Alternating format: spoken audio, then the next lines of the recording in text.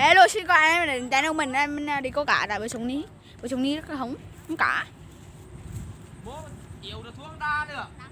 Ôi hơn đa 2 lớp. Đấy. Anh là yêu. Thắt ta nữa đậm của khu mò.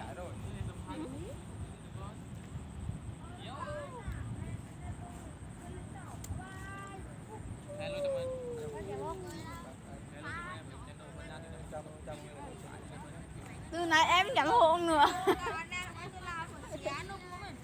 Tông chờ chưa? Tông ngày mai có hồn không Tông?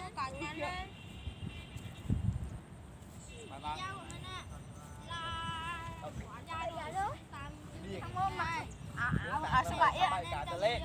Chết. Nhiều. 16 cá chứ mấy?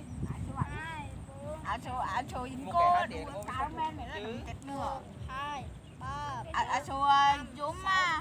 Số 6 kg rồi anh em ơi. Đau đi. Đây, đau. Nó đang ngồi một chỗ khoai rứa. Khoai rứa nè. Bố kia nè, thế đó nè nha. Thế đó mà đi. Đánh cái bài đấy không? Đó, kéo đi tía. Đánh lâu rồi, đi giải quyết. Thằng đi nói thẳng luôn. Gì? Chỗ tẩu á. Thì chỗ Mỹ ngồi đây khoai rứa. Thằng cùng nắm cái video trong nhau nó rồi. Mới tới trường này nữa. Ở nhà. Tao mua vé ở nhà. Thì mua làm gì ra 2 tiếng trường này đừng dám không bao giờ trường này. Nếu mọi người còng cây cờ Đặt tay. thì mọi người hãy cho về một lại làm Mừng rõ ràng. Bóc cả với bấy nhẹ cho bấy đừng giật mạnh. Bấy lần. Ở đây được như vậy. Tàn. Bọc này. Không giúp mặt của rồi. Tôi luôn chân nè. Liên tục nhé. Mắc đi. Đấy. Thượng ra đấm. Lại đừng sữa đâu có. Đâu cơ. Đâu. Gì nữa? Một thằng ơi. Đi có cái đấy nghe. Đó. Tay rồi cháu đa có hôn đấy phải đập. Tay tay. Đó. một cả mọi người. 2 cả mọi người ơi. 3 cả mọi người. Ăn đùm này à? Ai bằng không? Có đa hay bằng không? Đa là những này. Chào! Yeah! Không đi. Mà 1 2 3. Mà có ai giật mình hơn chứ?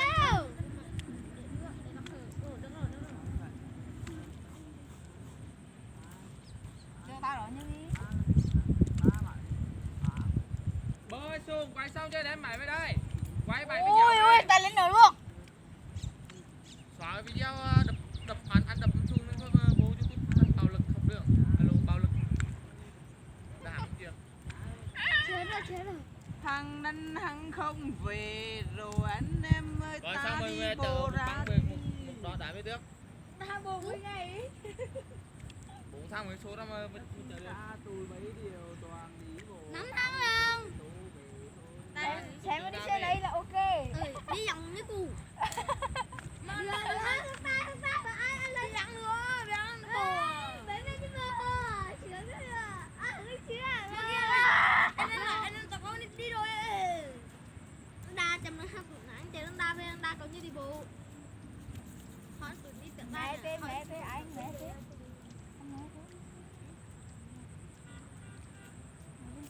Ui, anh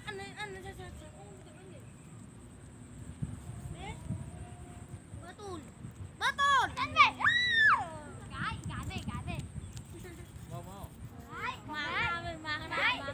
Má ta về. Mang đao cái về à? gái với nhà đâu Ta lấy má. gì đó được một bữa ba em ơi Đi được không? ăn lúc này đi ăn Đa đó. Đến đoạn đa đi. Đi vậy. tức là nhá tức là đi bẹt Má là thầm má.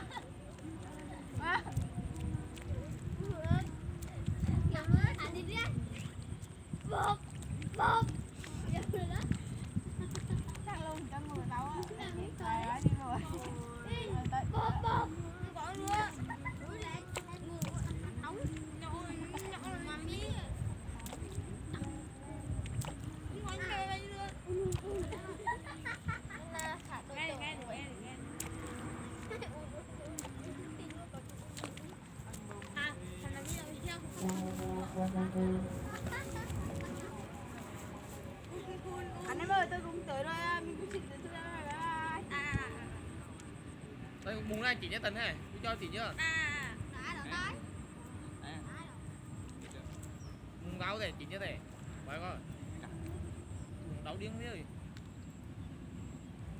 Nếu mọi người cảm thấy clip của mình hay thì mọi người hãy cho mình một like và một subscribe.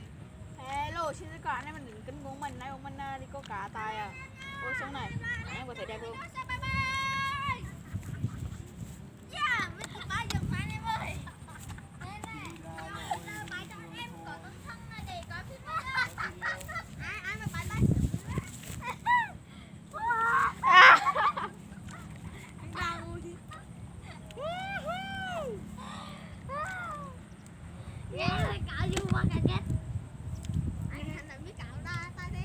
Giọt á.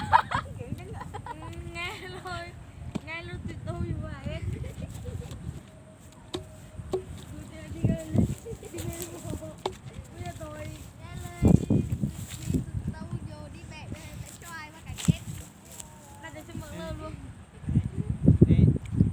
Tí với bờ bảy thân lên đi nghe lại cái video sau đi tắt gọi chị đấy. Cái video tương tác đi vừa đi nghe hàng nói chị Min đấy. Đi có video mà dẫn đập là đập xuống là coi là đó. Bye bye anh em nha, bye bye.